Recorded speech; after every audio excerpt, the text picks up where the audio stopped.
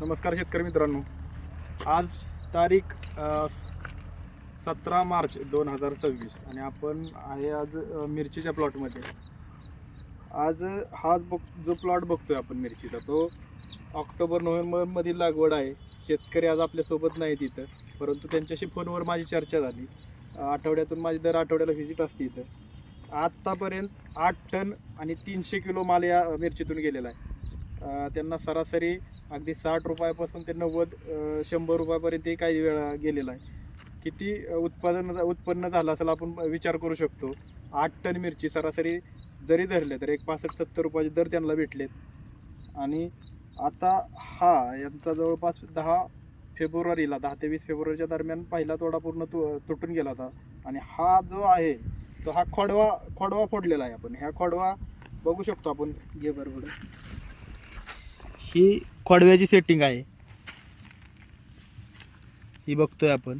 आणि मिरचीची क्वालिटी जर बघितली तर त्याची लांबी, ग्लेजिंग आणि वजन हे अतिशय उत्तम आहे. आपण मागच्या वेळेस यांना 042-47 यारा कॉम्प्लेक्स आणि N21 सोडायला दिलं होतं. खोडवा फोडण्यासाठी आपण सुरुवातीच्या काळात यांना ऑल इन वंडर 1846 जे आपले जय किसानची DAP येते ती विरघळून सोडायला लावली होती. आणि त्याच्यासोबत गुळ, त्यानंतरही बॅक्टेरिया आपण याला सोडायला लावल्या होत्या. टाटाचं रॅली गोल्ड असेल, अशा बऱ्याचशा गोष्टी आपण यांना ट्रिपमधून सोडायला दिल्या. आणि वरून डायबॅग असेल, थ्रिप्स कोळीज असेल, याच्यासाठी एक चांगलं कव्हरेज आपण फवारणीच्या माध्यमातून केलं.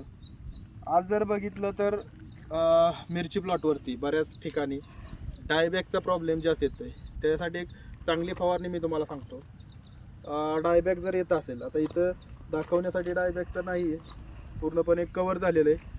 तर डायबॅग म्हणजे शेंडा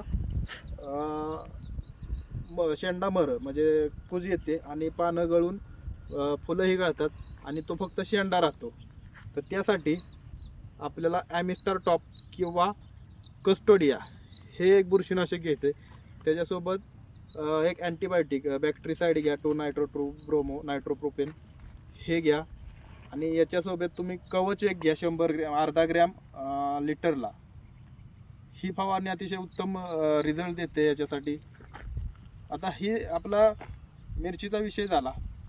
अजूनही आत्तापर्यंत 8 टन 300 किलो माल निघलेला आहे. अजूनही इथं कमीत कमी 2.5 ते 3 टन माल खोडव्याचा सुद्धा आपल्या काढण्याचा टार्गेट आहे. म्हणजे अर्ध्या एकरात प्रति गुंठा अर्धा टन, म्हणजे प्रति पांड 1 ते 1 टनापेक्षाही जास्त माल आपण मिरचीचा काढतोय.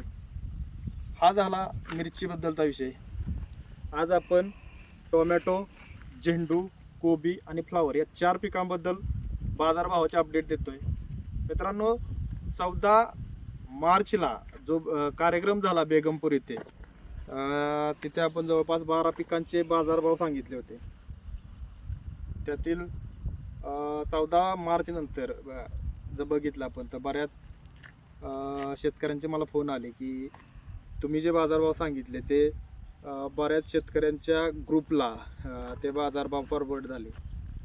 काही शेतकऱ्यांनी तर जे आपण दिलेले बाजारभाव, तर काही शेतकऱ्यांनी तर ते जे आपले बाजारभाव होते ते 1500 रुपये फी भरून तोच अंदाज घेतलेला आहे. आपल्या कानावरती आलं, त्या चर्चाही आपल्याला नंतर सांगितल्या शेतकऱ्यांनी.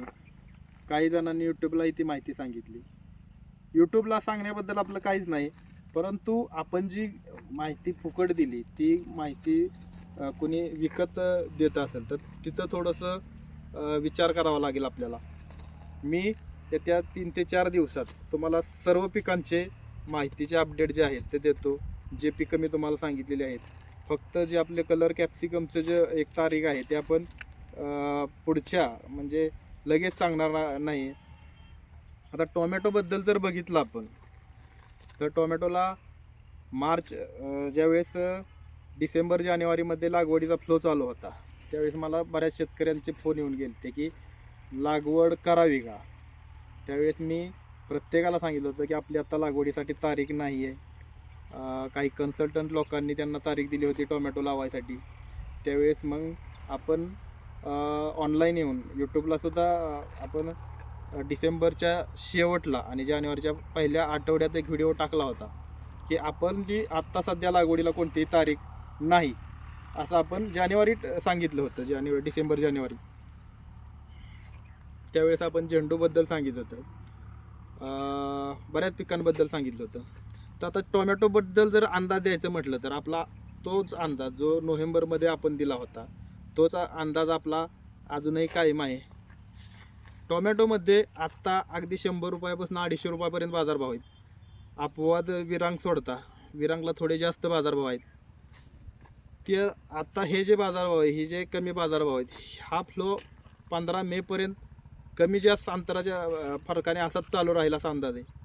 15 ते 20 मे नंतर एक थोडीशी हलकी सुधारणा तिथं आपल्याला पाहायला मिळू शकते. 20 मे नंतर पुन्हा 10 जून नंतर, 20 मे ते 10 जून एक सुधारणेचा काळ असेल, पण 10 जून नंतर एक चांगल्या बाजारभावाची अपेक्षा आपण तिथं करू शकतो. 10 जून ते अगदी 25 जुलै टोमॅटोला एक चांगले बाजारभाव असतील. आता बऱ्याच शेतकऱ्यांचं कमेंट येईल की लागवडीचा फ्लो थोडासा वाढतोय. तरी लागवडी किती जरी वाढल्या तरी आत्ताच्या टेम्परेचरवर जाऊ नका. आत्ता तर ढगाळ वातावरण आहे, बऱ्याच भागात हवेत थंड गारवा आहे. कारण हा जो अंदाज दिला होता अगदी 15 ते 25 मार्चपर्यंत एक कमी टेम्परेचर राहील, ढगाळ वातावरण राहील, काही ठिकाणी गारपीट होईल असा शास्त्रज्ञांचा अंदाज आहे. आणि त्यामुळे वातावरणात थोडासा गारवा आहे. परंतु ह्या गारव्यानंतर म्हणजे 25 मार्च नंतर किंवा 1 एप्रिल नंतर टेम्परेचर फार झपाट्यानं वाढू शकतं. पण म्हणजे संपूर्ण एप्रिल ते अगदी 15 मेपर्यंत टेम्परेचर भरपूर असेल. त्यात सेटिंगला वगैरे थोडासा ताण पडू शकतो. त्या प्रमाणात जर पाहिलं तर लागवडींचा फ्लो कमी आहे, फार लागवडी नाहीत. 20 मार्च ते 25 मार्चच्या दरम्यान थोड्याशा लागवडी आहेत, पण त्याचाही फार इफेक्ट मोठा पडणार बाजारभाव पडेल असा काही हे नाही आहे. म्हणजे याचा फार मोठा फरक पडणार नाही बाजारावरती. आता हा झाला टोमॅटोचा. म्हणजे अगदी 10 जून ते 25 जुलै टोमॅटोचे चांगले बाजारभाव असतील. 25 जुलै नंतर पुन्हा उतरती काळा लागेल आणि 5 ऑगस्ट नंतर टोमॅटोचे बाजारभाव बऱ्यापैकी खाली येतील. कारण आपला एक अंदाज होता नोव्हेंबरमध्ये, तोच अंदाज आपण सांगतोय की मे महिन्यात लागवडीचा फ्लो थोडासा जास्त वाढवू शकतो. त्यानंतर वळूया आपण झेंडू पिकाकडे. झेंडू पिकाचंही आपण माझ्या मते अगदी डिसेंबरच्या शेवटी सांगितलं होतं आणि जानेवारीच्या पहिल्या आठवड्यात आपण व्हिडिओ सांगितलेला आहे की 20 फेब्रुवारीला बाजार पडतील. बघा मित्रांनो, 20 फेब्रुवारीला बाजार पडतील हे आपण डिसेंबरच्या शेवटच्या आठवड्यात सांगितलं होतं आणि 20 फेब्रुवारीनंतर झेंडूचे बाजारभाव हे पडले. त्याच वेळेस आपण सांगितलं होतं की 15 मार्च नंतर पुन्हा झेंडूचे बाजारभाव थोडे सुधारतील. 14 मार्चला सुधारणा सुरू झाली. आज आपण बघू शकतो आज 40 रुपयाच्या आसपास बाजारभाव आहेत आणि आपण तोच अंदाज दिला होता की फार मोठं उच्चांकी बाजारभाव होणार नाहीत, परंतु एक मध्यम बाजारभाव झेंडूला 15 मार्च ते 15 मेपर्यंत राहतील. आज 40-50 रुपये बाजारभाव आहेत. 30 ते 50 रुपयाचा अंदाज आपण दिला होता. 30 ते 50 रुपयाच्या दरम्यानच बाजार आहेत. थोडेसे आता झेंडूचं बघितलं तर झेंडूचे बाजारभाव हे कंटिन्यू एकसारखे राहत नाहीत, हे खालीवर होतील. परंतु 15 मार्च ते 15 मे झेंडूचे बाजारभाव 40 ते 50च्या दरम्यान राहतील, खालीवर थोडेसे होतील काही दिवसासाठी. त्यानंतर 15 जून नंतर मात्र कदाचित पुन्हा 30 रुपयाच्या खाली बाजारभाव येतील. 30 रुपयाच्या आसपास किंवा 30 रुपयाच्या खाली बाजारभाव येतील. 15 मे ते 15 जून हा टप्पा थोडासा आपल्याला टाळायचा होता, जो आपण सांगितला होता मागं. 15 मे ते 15 जून थोडेसे कमी बाजारभावाचा टप्पा राहील. मात्र 15 जून नंतर पुन्हा एक चांगले बाजारभाव आपल्याला झेंडूमध्ये तिथून पुढे 1 ते 1.5 महिन्यासाठी पाहायला मिळतील. झेंडूचा बाजारभाव झाला. आता आपण बऱ्याच जणांची कमेंट आली ती कोबीसाठी. तर कोबीमध्ये आपण स्पष्ट सांगितलं होतं की कोबीला आपली आत्ता लागवडीसाठी कोणतीही तारीख नाही. आत्ता जर बघितलं तर 3 ते 8 रुपयाच्या दरम्यान बाजारभाव आहेत कोबीला. काही ठिकाणी कमी अधिक प्रमाणात आहेत, परंतु 3 ते 8 रुपयाच्या दरम्यान आहेत. आता इथून पुढे आज 17 मार्च ते अगदी 15 मे 20 मेपर्यंत जर बाजारभाव बघितले आपण तर एक 4 रुपये ते 10 रुपयापर्यंत बाजार राहतील. काही दिवसासाठी 1-2 रुपये वर जातील, म्हणजे 4 रुपये ते 12 रुपयापर्यंत बाजारभाव राहतील.